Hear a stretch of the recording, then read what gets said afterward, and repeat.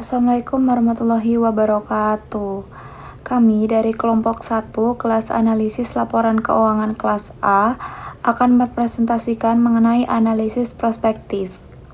Sebelum menjelaskan materi, saya akan memperkenalkan anggota dari kelompok 1.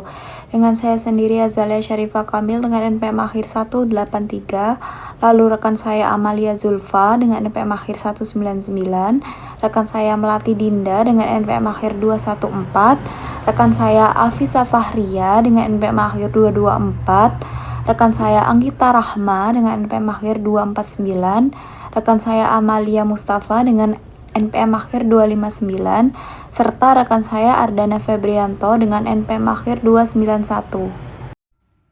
Memproyeksikan laporan keuangan. Proses proyeksi dimulai dengan laporan laba rugi, diikuti oleh neraca dan laporan arus kas. Laporan laba rugi yang diproyeksikan. Proses proyeksi dimulai dengan laporan laba rugi, diikuti oleh neraca dan laporan arus kas. Yang pertama, tingkat aktivitas ekonomi makro yang diharapkan.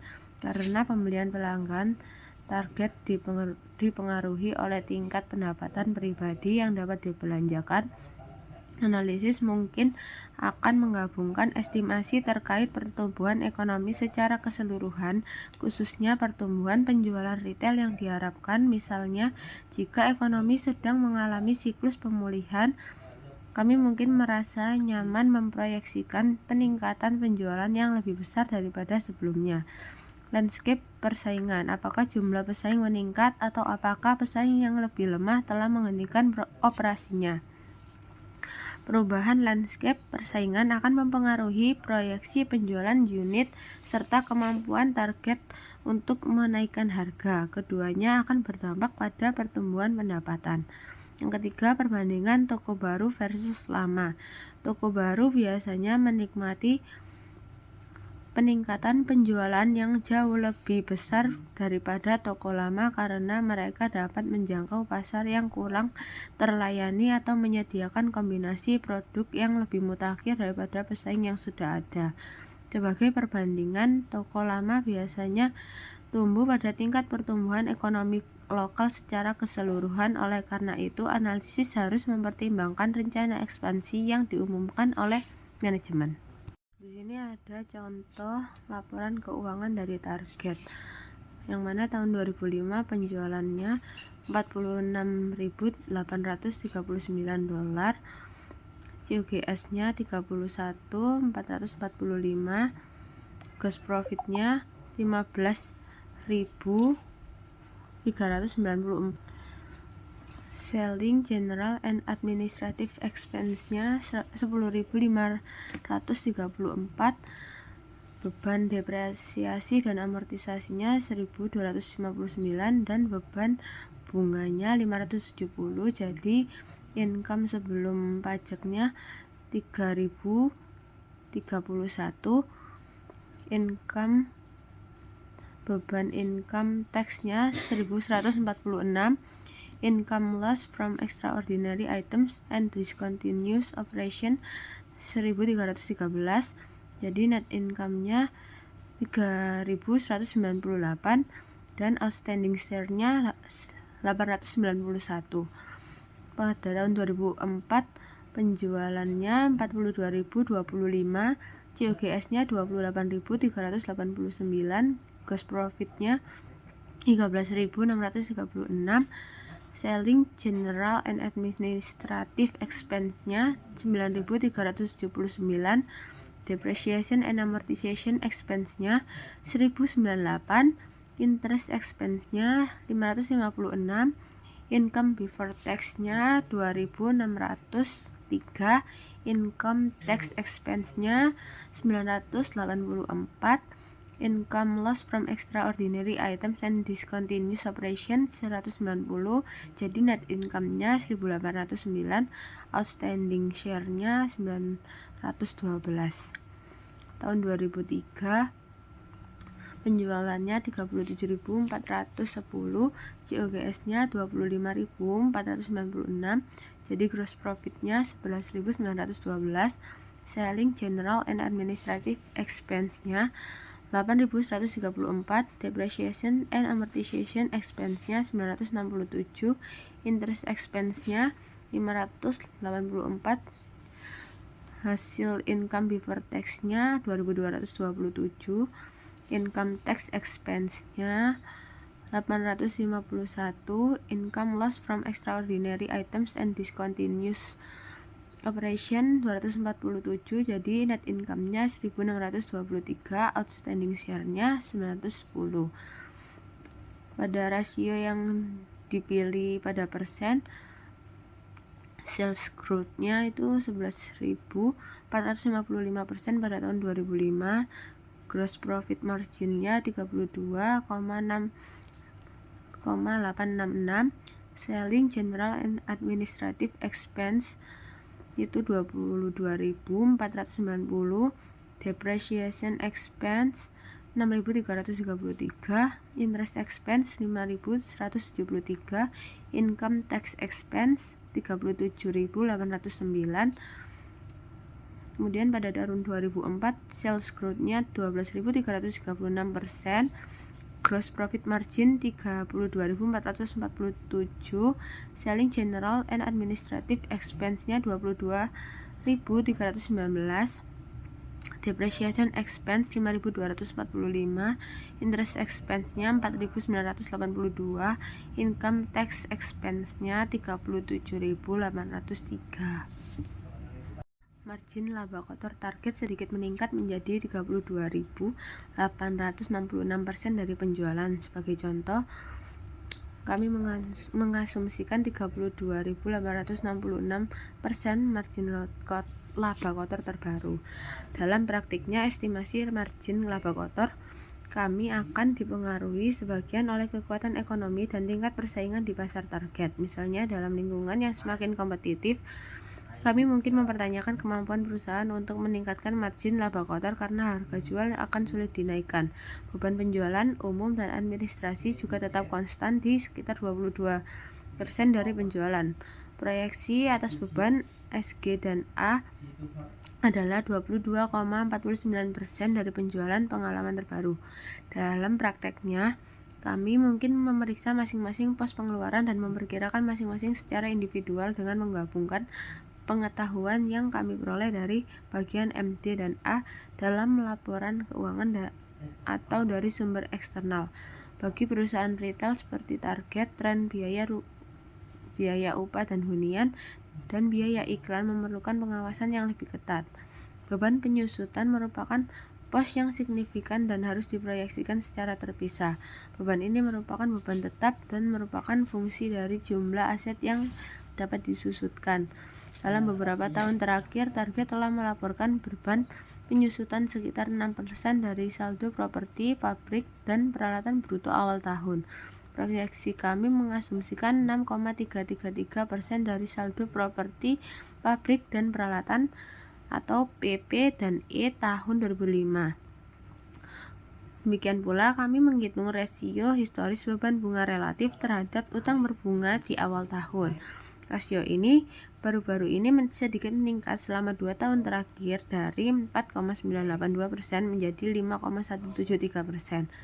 Proyeksi kami mengasumsikan 5,173% dari saldo utang berbunga di awal tahun. Dalam praktiknya, estimasi kami akan menggabungkan proyeksi tingkat suku bunga jangka panjang di masa mendatang. Terakhir, beban pajak sebagai persentase dari pendapatan sebelum pajak tetap konstan pada tingkat terbaru yaitu 37,809%. Kemudian di sini ada laporan keuangan yang telah diasumsikan dari Target. Mengasumsikan dari tahun 2006.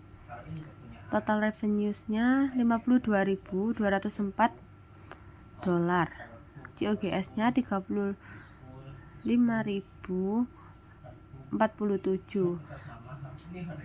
Sales-nya didapatkan dari 46.839 dikali 1,11455. Kemudian gross profit-nya 17.157 yang didapatkan dari 52.204 dikali 32,866. 866%. COGS-nya tadi didapatkan dari 52.204 dikurangi gross profit-nya 17.157. Selling General and Administrative Expense-nya 11.741 yang didapat dari 52.204 kali 22,49%. Depreciation and Amortization Expense-nya 1.410 yang didapat dari 22.272 kali 6.333%. Interest expense-nya 493 yang didapat dari 9.538 dikali 5,173%. Income before tax-nya 3.513 yang didapat dari 17.157 dikurangi 11.741 dikurangi 1.410 dikurangi 493.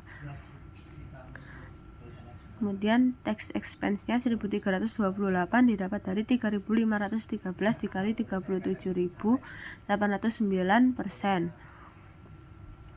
Menghasilkan net income 2.185 yang didapatkan dari 3.513 dikali 1.013 dikurangi 1.328.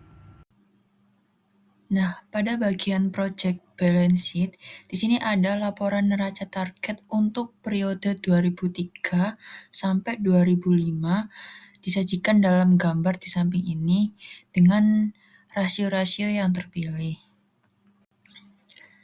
Nah, perkiraan neraca tahun 2006 itu melibatkan langkah-langkah di bawah ini.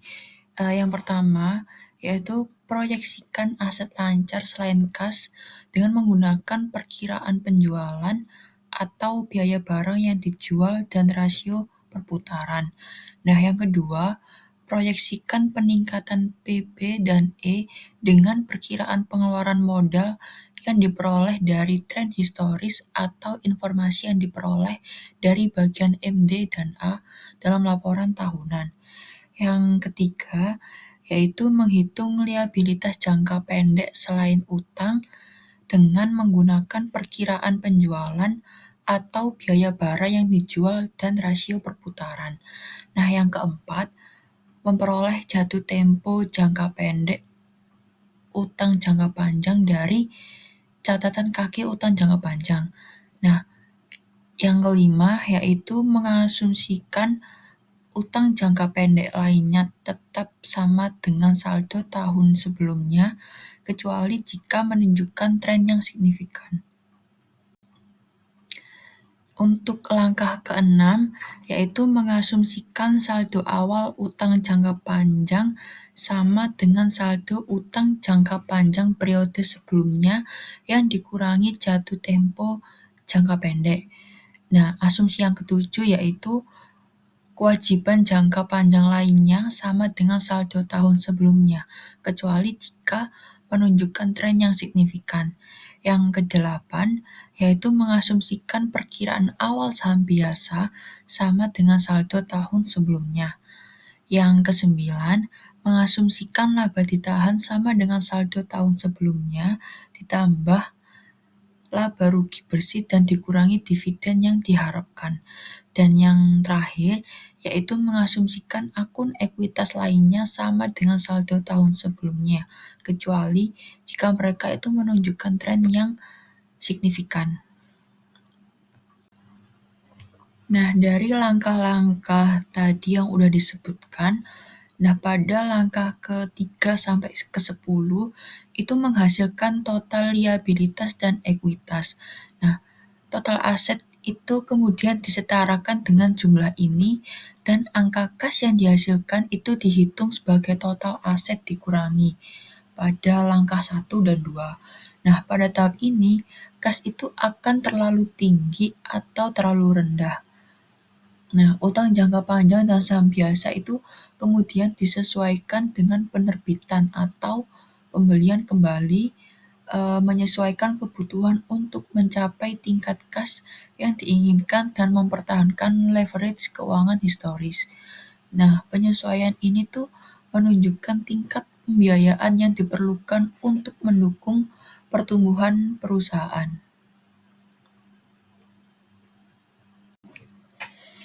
Nah, untuk memulai proyeksi piutang, persediaan, P, P, dan E, utang dagang dan biaya yang belum dibayar menggunakan proyeksi penjualan, dan biaya barang yang dijual bersama dengan tingkat perputaran untuk akun-akun ini. Nah, misalnya itu tingkat perputaran piutang berdasarkan piutang akhir adalah rumusnya di sini yaitu account receivable turnover rate. Rumusnya yaitu sales per account receivable balance. Nah, next, the project account receivable can be computed as follows. Project account receivable di sini rumusnya yaitu project sales per account receivable turnover rate. Nah, proyeksi piutang usaha menggunakan rasio perputaran terbaru yaitu 9,24. Nah, sedangkan persediaan diperkirakan dengan rasio perputaran 5,84 ditambah dengan HPP serta adanya mempertimbangkan pertumbuhan toko baru dan musiman. Nah, aset itu tetap dihitung dari saldo tahun sebelumnya ditambah belanja modal historis sekitar 6,43% dari penjualan yang akhirnya dapat disesuaikan kembali sesuai dengan kebutuhan. Nah, utang usaha tahun 2006 itu diproyeksikan menggunakan rasio perputaran 5,441, beban akrual diperkirakan 28,683% dari penjualan, dan utang pajak dengan tingkat historis 26,527%. Nah, utang jangka panjang ini dihitung dari saldo sebelumnya dikurangi jatuh tempo, lalu setelah itu disesuaikan agar sesuai dengan struktur modal. Nah, saham treasury, saham biasa, dan laba ditahan ini diasumsikan tetap sama dengan tahun-tahun sebelumnya. Oke, selanjutnya saya akan membahas mengenai Project Statement of Cash Flow atau proyeksi laporan arus kas yang merupakan salah satu alat utama dalam analisis prospektif untuk memprediksi bagaimana uang tunai perusahaan seperti target corporation akan bergerak di masa depan, khususnya untuk tahun 2006 seperti yang dijelaskan dalam buku. Jadi proyeksi ini dihitung berdasarkan laporan laba rugi dan neraca yang diproyeksikan sesuai dengan metode di bab 7 yang ditampilkan di eksibit 95. Tujuannya adalah untuk melihat apakah target bisa membiayai operasi harian, investasi, dan pembagian dividen tanpa kekurangan likuidasi. Jadi secara sederhananya, tabel eksibit 95 itu dimulai dari bagian arus kas dari operasi, di mana kita ambil laba bersih sebesar 2.185 juta sebagai titik awal. Lalu tambahkan penyesuaian non-kas seperti depresiasi dan amortisasi sebesar 1.410 juta. Karena depresiasi ini mengurangi laba di laporan laba rugi tapi tidak benar-benar mengeluarkan uang tunai dari perusahaan.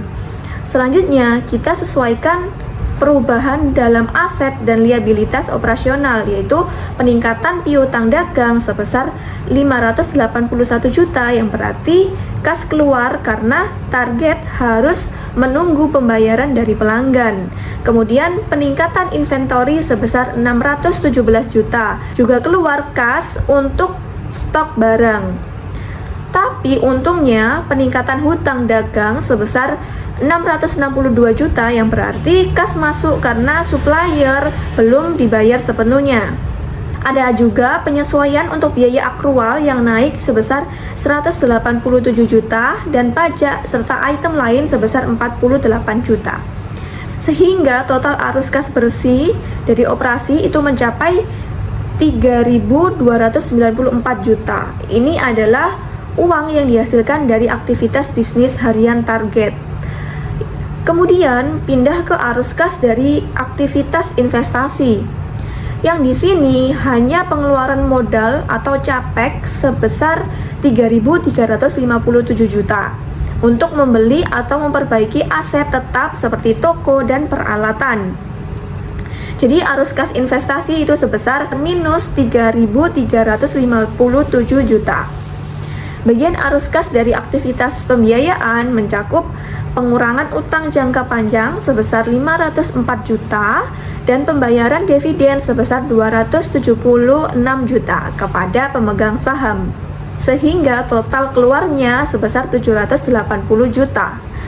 Sehingga akhirnya perubahan kas bersih dihitung dengan menjumlahkan semuanya, yaitu 3.294 juta dari aktivitas operasi dikurangi 3.357 juta dari investasi dan 780 juta dari pembiayaan. Hasilnya pengurangan kas sebesar 843 juta. Dengan kas awalnya itu sebesar 2.245 juta, maka kas akhir menjadi 1.402 juta, yang mana ini mewakili 4,1% dari total aset proyeksi yang lebih rendah dari 7% di tahun 2005, tapi masih wajar sesuai dengan tren historis, yaitu sebesar 2-3%. Jadi poin kunci dari proyeksi ini adalah target itu bisa mendanai pertumbuhan dengan dana internal dan kas yang dihasilkan sendiri tanpa perlu pinjaman besar. Meskipun kas menurun karena faktor pada ekspansi. Konsep dasar laporan arus kas ini dibagi menjadi 3 bagian, yaitu operasi dari aktivitas harian, investasi untuk aset jangka panjang, dan pembiayaan untuk utang atau saham. Metode indirect seperti ini itu mulai dari laba bersih dan disesuaikan, berbeda dengan direct yang langsung hitung penerimaan kas. Jadi pentingnya proyeksi ini bagi investor adalah untuk menilai kesehatan likuiditas. Misalnya perusahaan seperti Amazon itu seringkali punya arus kas operasi positif meski laba rendah karena depresiasi tinggi. Dan dalam praktik, rumus sederhananya adalah arus kas operasi sama dengan laba bersih ditambah depresiasi dikurangi peningkatan aset operasional ditambah peningkatan liabilitas operasional. Baik, yang selanjutnya saya akan membahas sensitivity analysis atau analisa sensitivitas, yang merupakan langkah selanjutnya dari proyeksi keuangan untuk menguji bagaimana jika dengan mengubah asumsi utama, sehingga kita bisa melihat dampaknya terhadap hasil seperti kebutuhan pembiayaan, return on asset atau ROA, dan return on equity atau ROE. Terutama karena proyeksi dasar seperti arus kasnya target itu bergantung pada rasio terkini yang diasumsikan stabil. Jadi dalam buku itu dijelaskan bahwa proyeksi menggunakan rasio terbaru karena operasi target stabil tanpa perubahan strategi besar, tapi disarankan untuk variasi asumsi guna analisis dampak. Misalnya jika CAPEX naik menjadi 7,5% dari penjualan, CAPEX melonjak ke 3,9 miliar, membuat kas akhir turun menjadi 845 juta atau hanya 2,4% dari aset yang di bawah level historis dan memerlukan utang atau saham baru. Hal serupa juga terjadi jika turnover piutang atau inventory turun, yang artinya aset naik dan kas keluar lebih banyak, sehingga meningkatkan kebutuhan financing eksternal. Cara kerjanya sederhana, yaitu ambil proyeksi dasar seperti arus kas yang sebelumnya saya jelaskan, kemudian ubah satu variabel seperti CAPEX yang meningkat 20%, lalu hitung ulang arus kas atau ROE. Analisis sering buat skenario terbaik seperti penjualan meningkat 10%, terburuk seperti resesi, dan yang paling mungkin untuk mengidentifikasi area kritis yang perlu diawasi seperti CAPEX yang sensitif terhadap ekspansi toko target. Konsep dasar sensitivitas ini seperti tes stres untuk proyeksi jika dilakukan dengan tools seperti Excel what if analysis, di mana rumus dasar adalah ubah input seperti pertumbuhan penjualan dari 10% ke 5%. Dan output seperti ROA atau laba bersih dibagi ekuitas dikalikan 100 berubah otomatis. Jadi pentingnya analisis ini adalah untuk menghindari over optimis. Di dunia nyata sendiri itu selama pandemi COVID-19 kemarin, retailer seperti Target mengalami sensitivitas terhadap penurunan penjualan, di mana proyeksi awal salah dan butuh restrukturisasi. Contoh lain, untuk bank, sensitivitas suku bunga naik 2%, bisa dianjlokkan ROA 1-2%, atau startup e-commerce jika traffic turun 20%, arus kas negatif, dan butuh investor. Dalam aplikasi praktis, ini terkait model valuasi seperti residual income, di mana VT sama dengan book value plus present value residual income, atau RI sama dengan net income dikurangi biaya modal dikalikan book value awal. Dan sensitivitas mempengaruhi ekspektasi RI di masa depan.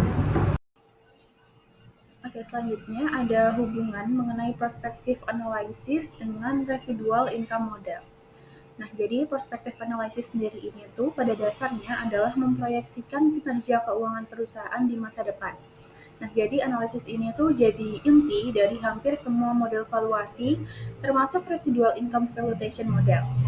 Nah, bedanya dengan model lain, kalau residual income ini tuh tidak hanya melihat laba bersih atau arus kas, tetapi juga mempertimbangkan apakah laba yang dihasilkan itu sudah cukup untuk menutupi biaya modal ekuitas. Kemudian model ini tuh berangkat dari ide bahwa nilai perusahaan saat ini bisa dipandang sebagai nilai buku ekuitas sekarang, ditambah dengan present value dari semua residual income di masa depan. Nah, jadi residual income sendiri ini itu didefinisikan sebagai laba bersih yang sudah dikurangi dengan biaya modal yang dibebankan ke ekuitas awal periode. Jadi, kalau perusahaan itu menghasilkan return lebih tinggi dari cost of equity, artinya ada nilai tambah yang tercipta bagi pemegang saham. Begitupun sebaliknya, kalau return-nya itu di bawah biaya modal, berarti manajemen itu justru mengurangi nilai perusahaan. Nah, jadi di sini perspektif analisis ini itu membantu menyediakan input utama, yakni proyeksi laporan laba rugi, neraca, dan variabel kunci lain untuk menghitung residual income di masa depan.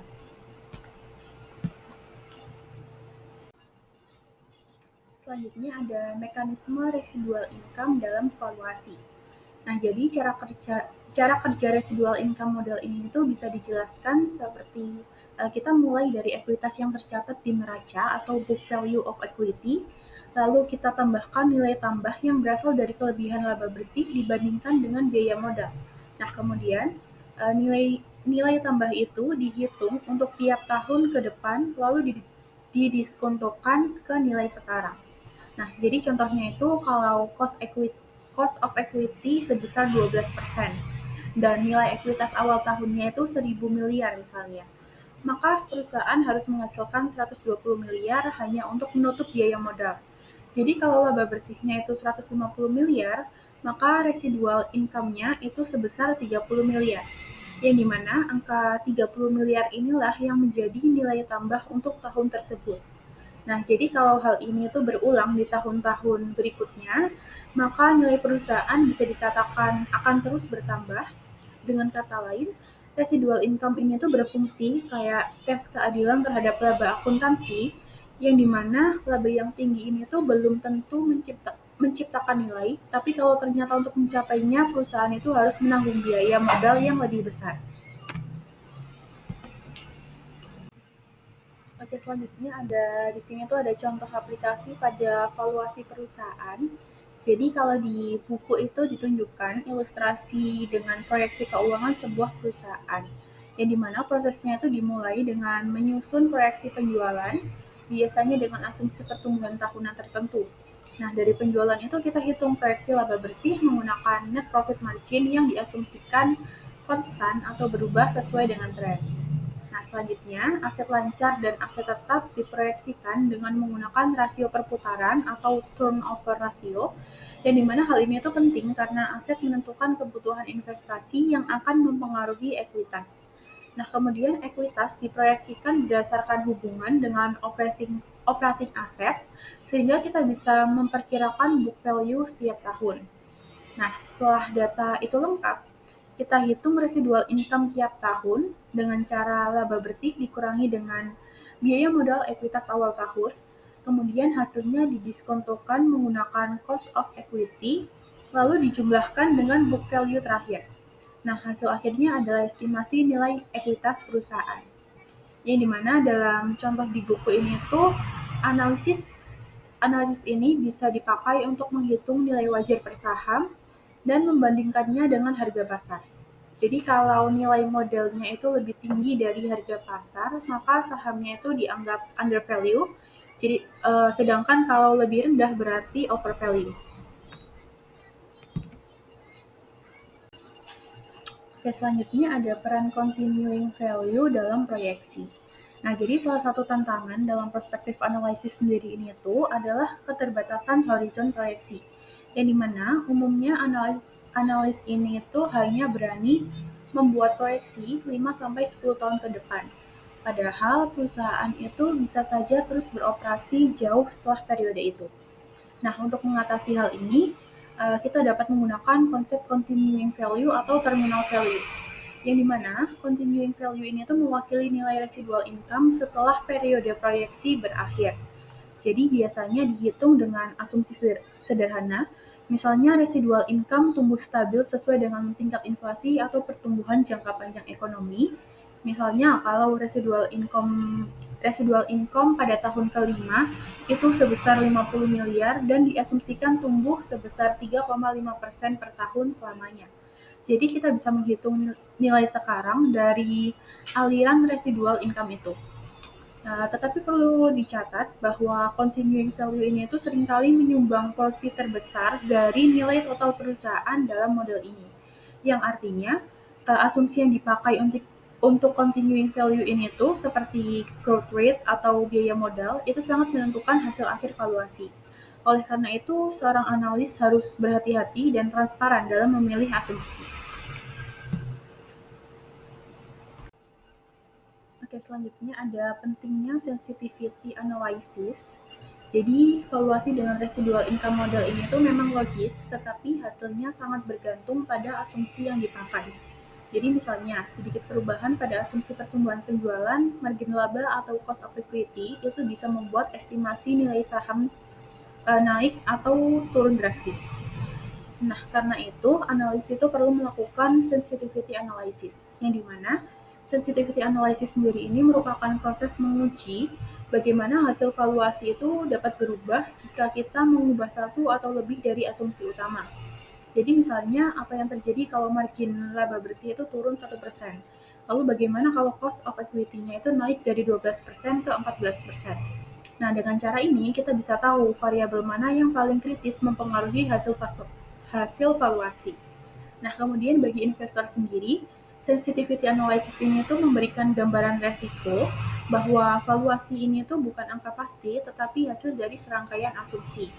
Nah, dengan demikian, keputusan investasi ini tuh jadi jauh lebih bijak karena didasarkan pada berbagai skenario, bukan hanya pada satu proyeksi optimistis. Nah, pada slide ini kita akan membahas tren dalam value driver atau faktor-faktor utama yang mempengaruhi nilai perusahaan. Jadi yang pertama ada residual income model atau RIM. Jadi model ini menjelaskan bahwa harga saham perusahaan ditentukan oleh dua komponen utama, yaitu nilai buku ekuitas perusahaan dan nilai sekarang dari residual income, yaitu laba bersih yang tersisa setelah dikurangi biaya modal ekuitas. Dengan kata lain, model ini menekankan bahwa nilai perusahaan tidak hanya bergantung pada laba akuntansi, tapi juga seberapa besar laba tersebut melebihi tingkat pengembalian yang diharapkan oleh investor. Selanjutnya ada ROE sebagai value driver. Jadi ROE atau Return on Equity berperan penting sebagai pendorong nilai karena menunjukkan seberapa efisien perusahaan dalam menghasilkan laba dari modal pemegang saham. Jadi dalam konteks ini, harga saham diproyeksikan berdasarkan reversion ROE, yaitu kecenderungan ROE untuk bergerak kembali menuju tingkat jangka panjang yang seimbang. Artinya, jika ROE suatu perusahaan tinggi atau rendah, seiring waktu ROE tersebut cenderung kembali ke rata-rata industri atau rata-rata jangka panjang. Kemudian ada temuan utama. Yang pertama yaitu ROE perusahaan cenderung kembali ke rata-rata jangka panjang. Jadi itu berarti kinerja keuangan yang terlalu tinggi biasanya tidak akan bertahan selamanya. Jadi seiring waktu akan menyesuaikan ke level normal industri. Yang kedua ada tingkat reversion berbeda-beda. Jadi tingkat dengan profitabilitas tinggi memiliki kecepatan reversion yang berbeda dibanding perusahaan dengan profitabilitas rendah. Artinya, faktor-faktor seperti daya saing, efisiensi operasional, dan strategi bisnis mempengaruhi seberapa cepat ROE perusahaan kembali ke titik seimbangnya. Selanjutnya kita akan membahas bukti empiris atau hasil penelitian yang mendukung konsep value driver. Jadi fokusnya adalah pada 3 indikator utama yaitu ROE, NPM, dan TAT. Pertama kita akan membahas ROE atau Return on Equity. Jadi ROE menggambarkan seberapa besar keuntungan yang dihasilkan dari setiap rupiah modal pemegang saham. Bukti empiris menunjukkan bahwa perusahaan dengan ROE tinggi cenderung menurun seiring waktu. Artinya, tingkat pengembalian yang sangat tinggi biasanya tidak bertahan lama, karena akan menyesuaikan ke tingkat rata-rata industri. Sebaliknya, perusahaan dengan ROE rendah justru meningkat dan perlahan mendekati rata-rata. Hal ini memperkuat teori reversion to the mean, yaitu kecenderungan kinerja perusahaan untuk kembali ke rata-rata jangka panjang. Selanjutnya ada NPM atau Net Profit Margin. Jadi indikator ini menunjukkan seberapa besar laba bersih yang diperoleh pada setiap penjualan. Penelitian menunjukkan bahwa reversion paling jelas terjadi pada margin laba. Artinya, perusahaan dengan margin tinggi cenderung mengalami penurunan, sedangkan yang margin rendah biasanya meningkat. Hal ini biasanya bisa disebabkan oleh persaingan pasar dan efisiensi operasional yang berbeda antar perusahaan. Kemudian yang terakhir ada TAT atau Total Asset Turnover. Jadi rasio ini mengukur seberapa efisien perusahaan menggunakan asetnya untuk menghasilkan pendapatan. Bukti empiris menunjukkan bahwa perbedaan antar perusahaan dengan TAT tinggi dan rendah relatif lebih stabil. Artinya, efisiensi penggunaan aset tidak mudah berubah dalam jangka pendek. Selain itu, variasi TAT mencerminkan intensitas modal industri. Jadi, industri yang padat modal seperti manufaktur biasanya memiliki TAT lebih rendah dibanding industri jasa yang lebih ringan modal. Di slide ini kita akan membahas implikasi analisis dari trend value driver. yaitu bagaimana hasil pengamatan terhadap ROE, NPM, dan TAD dapat digunakan dalam menilai serta memproyeksikan kinerja perusahaan di masa depan. Jadi pertama kita lihat dari reversion ke rata-rata. Fenomena ini menunjukkan bahwa profitabilitas yang ekstrim, baik terlalu tinggi maupun terlalu rendah, cenderung kembali ke tingkat normal seiring waktu. Hal ini berarti jika sebuah perusahaan memiliki laba yang sangat tinggi, kinerjanya memungkinkan akan menurun karena adanya tekanan kompetisi dan perubahan kondisi pasar. Sebaliknya, perusahaan dengan laba rendah berpotensi membaik apabila melakukan perbaikan strategi atau efisiensi operasional. Jadi, analis perlu memahami bahwa kinerja perusahaan tidak selalu bertahan di level ekstrim, melainkan akan bergerak menuju rata-rata industri dalam jangka panjang. Selanjutnya adalah proyeksi valuasi.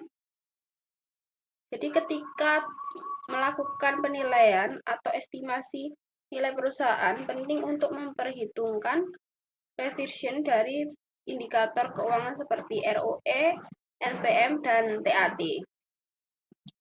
Karena jika kita hanya menggunakan data saat ini, hasil valuasi bisa jadi terlalu optimis atau pesimistis.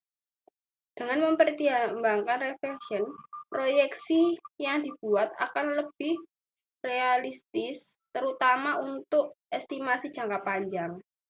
Hal ini membantu investor dan analis memahami potensi nilai perusahaan untuk memperhitungkan dinamika perubahan kinerja dari waktu ke waktu. Dan yang terakhir adalah analisis industri. Jadi karakteristik setiap industri memiliki pengaruh besar terhadap pola reversion. Misalnya, industri dengan margin laba tinggi seperti teknologi bisa memiliki perputaran aset yang rendah, sementara industri retail mungkin sebaliknya, margin kecil tapi perputaran aset cepat. Oleh karena itu, hubungan antara margin laba dan perputaran aset perlu diperhatikan agar analisis lebih akurat. Dengan memahami karakteristik industri, analis dapat menilai apakah perubahan kinerja suatu perusahaan masih wajar atau sudah menyimpang dari pola normal industri tersebut. Saya akan menjelaskan mengenai peramalan kas jangka pendek. Jadi, salah satu alat yang paling penting dalam analisis likuiditas adalah peramalan kas jangka pendek. Alat ini sangat membantu perusahaan dalam menilai ketersediaan dana untuk memenuhi kewajiban lancar sekaligus memberikan gambaran mengenai kondisi kas dalam waktu dekat. Peramalan kas jangka pendek memiliki peran yang tidak hanya relevan bagi pihak internal tetapi juga bagi pihak eksternal. Bagi manajemen perusahaan, peramalan kas digunakan untuk mengevaluasi apakah kegiatan operasional yang sedang berjalan dapat mendukung kebutuhan kas sehari-hari, serta untuk merencanakan tindakan strategis apabila diperkirakan akan terjadi kekurangan dana. Auditor internal pun menggunakan peramalan ini sebagai sarana untuk menilai kesehatan arus kas dan menguji apakah kebijakan keuangan perusahaan sesuai dengan praktik pengelolaan likuiditas yang sehat. Sementara itu, bagi pengguna eksternal seperti kreditor jangka pendek, peramalan kas memberikan informasi penting untuk menilai kemampuan perusahaan membayar kewajiban pinjaman tepat waktu. Nah, kreditor itu akan lebih percaya kepada perusahaan yang mampu menyajikan proyeksi kas yang jelas, yang realistis, serta konsisten dengan kinerja operasional. Oleh karena itu, peramalan kas itu bukan hanya sekedar alat internal, tetapi juga menjadi instrumen komunikasi yang memperkuat kredibilitas perusahaan di mata pihak luar. Nah, analisis keuangan ini sering menekankan menekankan pentingnya peramalan kas jangka pendek terutama ketika kemampuan perusahaan untuk memenuhi kewajiban lancar mulai diragukan.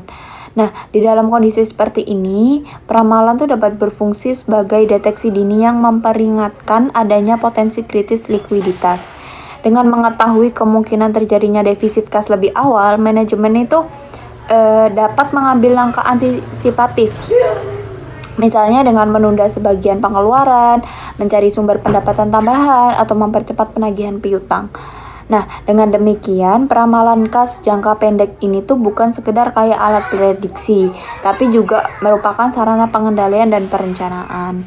Namun, perlu disadari bahwa keakuratan peramalan kas ini tuh sangat bergantung pada horizon waktu yang digunakan.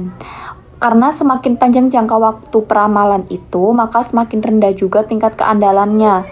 Nah, hal ini tuh karena semakin banyak faktor yang harus dipertimbangkan dalam periode yang panjang, mulai dari fluktuasi penjualan, perubahan harga bahan baku, dinamika pasar, hingga kondisi ekonomi makro yang sulit untuk diprediksi. Oleh karena itu, peramalan kas jangka pendek cenderung lebih reliable karena cakupan faktor yang memengaruhinya itu masih dipantau dengan baik dan didasarkan pada informasi yang lebih pasti. Nah, meskipun demikian, bahkan dalam peramalan kas jangka pendek sekalipun, ketersediaan informasi yang tepat itu menjadi faktor yang krusial. Kenapa? Karena data historis mengenai pola penerimaan dan pengeluaran kas itu kayak jadwal pembayaran utang serta siklus penjualan itu merupakan informasi yang sangat diperlukan oleh perusahaan agar peramalan itu benar-benar akurat. Nah, karena sebagian besar peramalan kas itu bergantung pada data yang tersedia untuk umum dan informasi internal perusahaan, maka tujuan dari analisis itu apa sih? Tujuannya itu untuk mencapai tingkat akurasi yang cukup memadai untuk mendukung pengambilan keputusan. Artinya, peramalan itu tidak harus sempurna, tapi itu harus memberikan gambaran yang realistis, gambaran yang sebenarnya mengenai kondisi kas dalam waktu dekat. Nah, dengan menyusun peramalan arus kas yang baik, perusahaan itu tidak hanya memiliki panduan untuk mengatur pengeluaran dan penerimaan kas, tetapi juga memperoleh wawasan yang lebih tentang pola arus kas yang terjadi. Nah, wawasan ini memungkinkan manajemen untuk memahami kapan perusahaan biasanya mengalami surplus kas yang dapat dimanfaatkan untuk investasi atau kapan menghadapi risiko defisit yang harus diantisipasi dengan langkah-langkah yang strategis. Nah, pada akhirnya peramalan kas jangka pendek ini tuh membantu perusahaan menjaga stabilitas likuiditas, meningkatkan kredibilitas di mata kreditor, serta memperkuat kemampuan bertahan menghadapi ketidakpastian dalam lingkungan bisnis yang dinamis.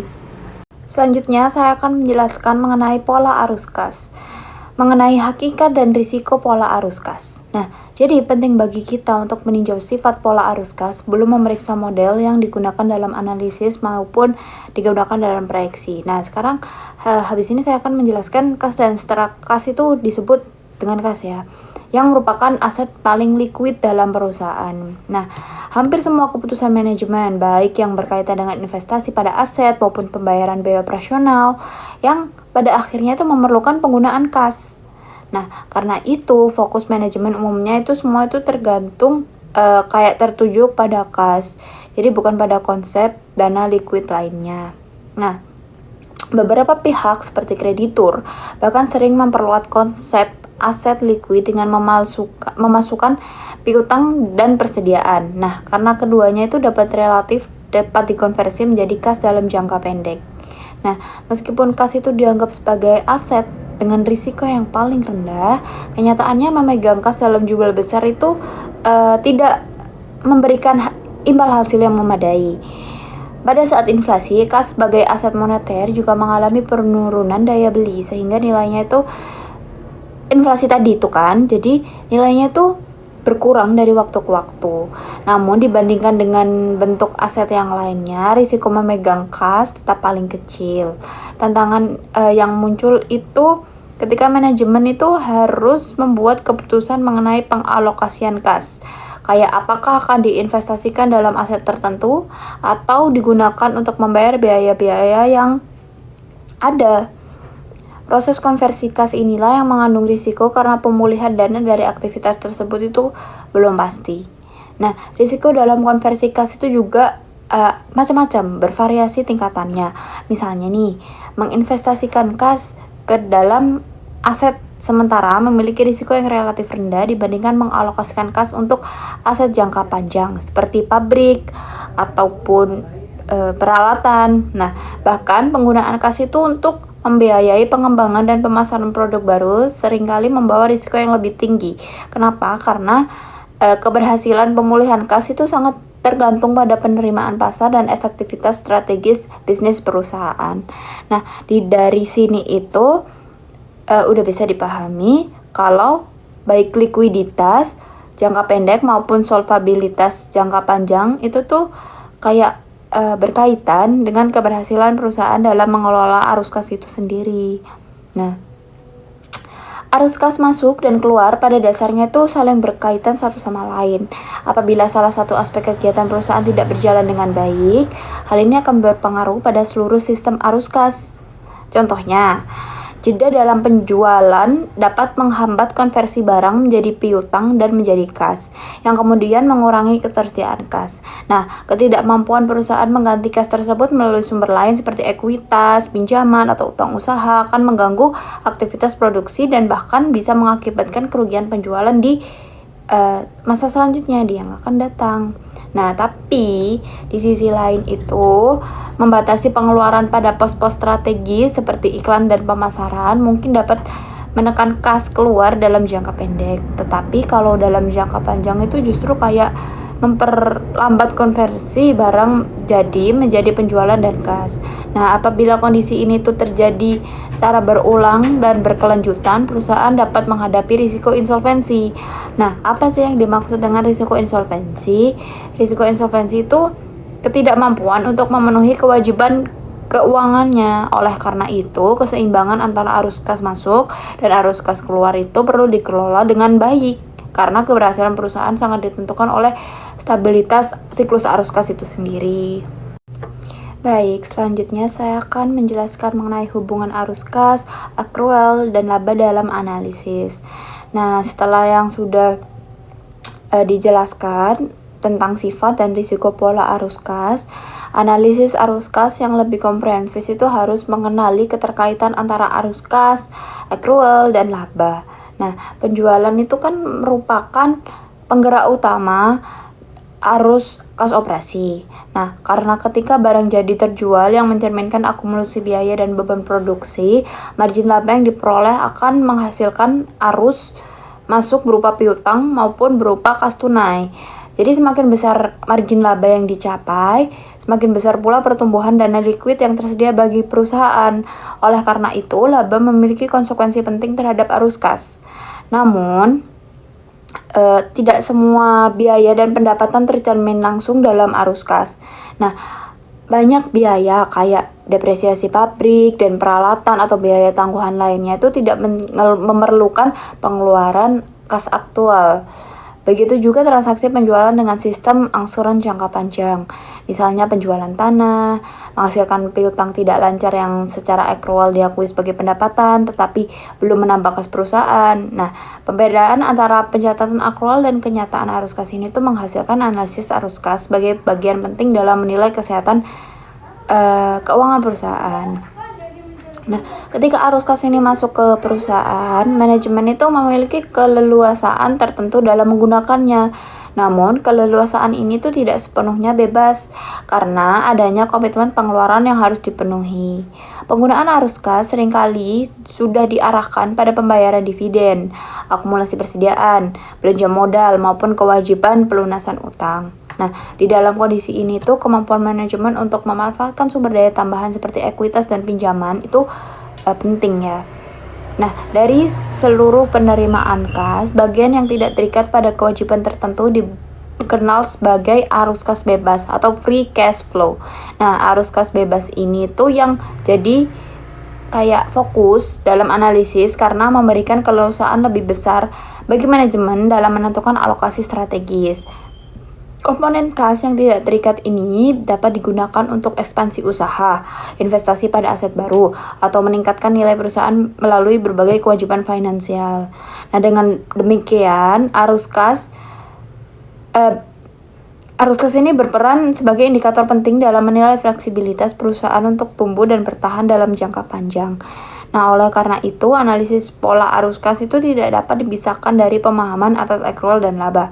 Hanya dengan menghubungkan ketiga aspek tersebut, kita dapat menilai gimana sih perusahaan itu mengelola sumber daya kasnya, gimana sih perusahaan itu menjaga kelangsungan operasional, serta gimana sih perusahaan itu dapat memenuhi kewajiban keuangan baik dalam jangka pendek maupun dalam jangka panjang.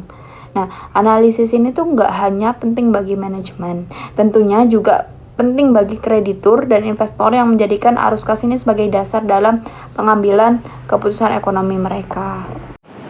Perkenalkan, nama saya Tenggal Brianto dengan tema Aktivitas 91. Kali ini saya akan menjelaskan tentang likuiditas. Likuiditas adalah kemampuan perusahaan untuk memenuhi kewajibannya jangka pendek. Diukur melalui current ratio, asset test ratio, cash bed ratio, turnover ratio atau perputaran piutang dan persediaan. Analisis tambahan, financial flexibility, MD&A, and what if analysis untuk simulasi perubahan kondisi. Selanjutnya ada solvabilitas dan struktur modal. Solvabilitas adalah kemampuan jangka panjang untuk melunasi kewajiban. Struktur modal, hutang versus ekuitas, memengaruhi resiko kebangkrutan dan stabilitas perusahaan. Alat analisisnya yang pertama ada common size statements, komposisi ekuitas dan kewajiban. Yang kedua ada capital structure ratio, yaitu ada total debt to capital and debt to equity. Yang terakhir ada asset based solvency measures, komposisi aset sebagai jaminan utang. Earning coverage mengukur kemampuan laba untuk menutup biaya tetap. Yang pertama ada earning to fixed change, yang kedua time interest earned, yang ketiga ada cash flow to fixed change, yang keempat ada coverage of preferred dividend.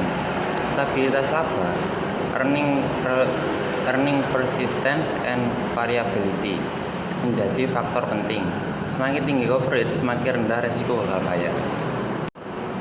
Aplikasi analisis prospektif. Leverage meningkatkan potensi keuntungan tapi juga risiko gagal bayar. Contoh leverage buyouts and pengguna utang berlebihan bisa melahirkan junk bonds atau obligasi sampah. Rating agensi yaitu seperti S&P, Moody's, and Fitch dan model prediksi distress digunakan untuk menilai resiko. Selanjutnya ada resiko dan return struktur modal. Menyediakan gambaran masa depan kondisi keuangan perusahaan digunakan untuk yang pertama ada menilai kemampuan melunasi hutang di masa depan dan menguji skenario what if analysis atas perubahan kebijakan atau strategi. Yang terakhir ada membantu investor, kreditor, dan manajemen mengambil keputusan berbasis resiko. Selanjutnya, saya akan menjelaskan mengenai analisis PT Unilever Tbk. Nah, yang pertama, Project Income Statement atau proyeksi laba rugi. Nah, PT Unilever menekankan fokus pada efisiensi biaya, inovasi produk, dan penguatan distribusi. Jadi meskipun penjualan bersihnya di tahun 2024 itu turun menjadi 35,1 triliun dari 38,6 triliun di 2023, manajemen tuh tetap memproyeksikan pertumbuhan jangka panjang dengan strategi premiumisasi, digitalisasi, dan perluasan saluran distribusi PT Unilever. Nah, hal ini tuh sesuai dengan proyeksi laba rugi karena manajemen tuh menyusun skenario pemulihan melalui perbaikan margin laba di masa depan. Selanjutnya yaitu Project Balance Sheet atau proyeksi neraca. Nah, seperti yang sudah ada di laporan tahunan PT Unilever. Jadi di dalam laporan posisi keuangan 2024 itu ada tercatat aset lancar sebesar 5.281 triliun yang turun dari 6.192 triliun pada tahun 2023. Lalu tercatat juga total asetnya itu 16.046 triliun. Tercatat ekuitas 2.149 triliun yang mana turun dari 3.381 triliun di tahun 2023. Nah, tren penurunan ekuitas dan modal kerja ini negatif menunjukkan tantangan likuiditas.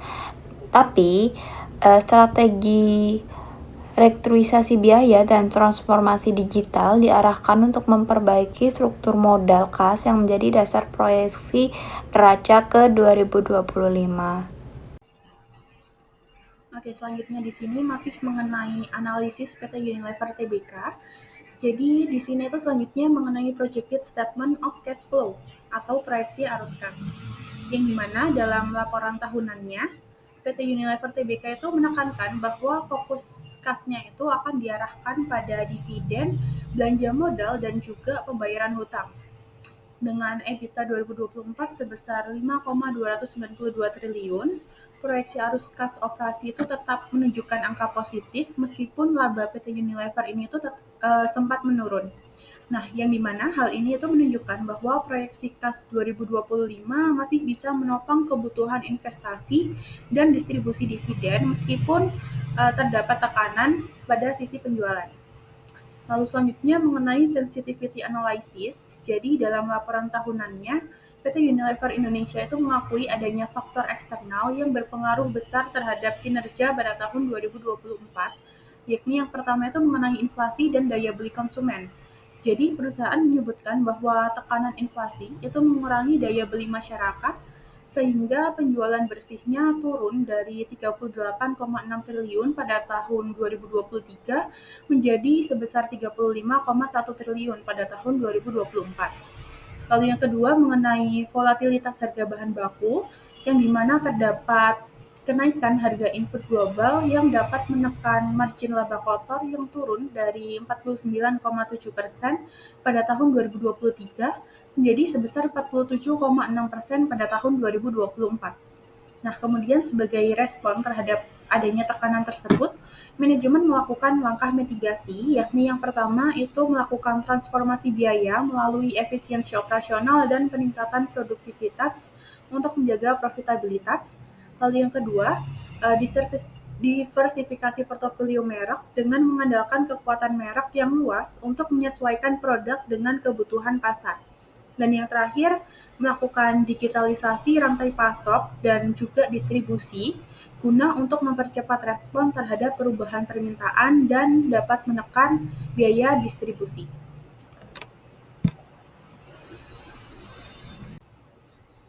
Oke, selanjutnya mengenai application in residual income valuation model. Jadi pada laporan tahunannya itu menunjukkan bahwa laba bersih PT Unilever Tbk ini turun dari 4,8 triliun pada tahun 2023 menjadi 3,3 triliun pada tahun 2024 dengan ekuitas hanya sebesar 2,1 triliun. Jadi ROE perusahaan itu tetap sangat tinggi, yakni sekitar 153%, yang dimana hal ini tuh menunjukkan tingkat profitabilitas relatif masih kuat meskipun labanya itu menurun. Namun juga mencerminkan struktur modal yang padat akan hutang. Selanjutnya ada trends in value driver. Jadi mengenai sales, di sini tuh net sales-nya turun, tetapi manajemen menargetkan adanya pemulihan melalui inovasi. Lalu yang kedua, margin. Jadi gross margin-nya itu 47,6%. Jadi bisa disimpulkan bahwa menurun dari 49,7%. Lalu yang ketiga mengenai leverage. Jadi debt to equity ratio itu naik tajam ke 6,5:1 pada tahun 2024 menjadi perhatian besar dalam proyeksi. Dan yang terakhir cash flow, jadi free cash flow-nya itu tetap positif dengan EBITDA lebih dari 5 triliun. Dapat disimpulkan secara finansial ini tuh perusahaan mencatat penjualan bersih sebesar 35,1 triliun pada tahun 2024 yang dimana turun 9%. Tapi meskipun demikian, perseroan tetap mempertahankan profitabilitas, memperoleh laba bersih sebesar 3,4 triliun dan membukukan margin kotor sebesar 47,6%. Kemudian pada akhir tahun 2024, kontribusi utang terhadap struktur modal perseroan adalah 6,5:1 dan kenaikan dibandingkan pada tahun sebelumnya, yakni tahun 2023, itu disebabkan penurunan ekuitas seperti yang telah dijelaskan sebelumnya. Oke, selanjutnya mengenai short term forecasting and cash flow pattern, yang dimana pada tahun 2025 PT Unilever Indonesia itu menekankan adanya digitalisasi channel, efisiensi biaya melalui cost transformation, serta adanya premiumisasi produk untuk menjaga kinerja di tengah pelemahan daya beli konsumen dan juga kenaikan harga bahan baku. Nah, kemudian menurut buku laporan tahunan pada tahun 2024 itu mencatat adanya penjualan bersih yang turun dari 38,6 triliun menjadi 35,1 triliun. Namun pada saat itu perusahaan tetap dapat menghasilkan EBITDA sebesar 5,292 triliun yang dapat menopang arus kas operasi positif. Nah, dengan arus kas tersebut, manajemen tetap dapat memenuhi kebutuhan dividen, belanja modal, dan juga pembayaran hutangnya. Meskipun pola kas jangka pendek ini tuh memerlukan pengelolaan lebih ketat supaya likuiditasnya itu tetap dapat terjaga.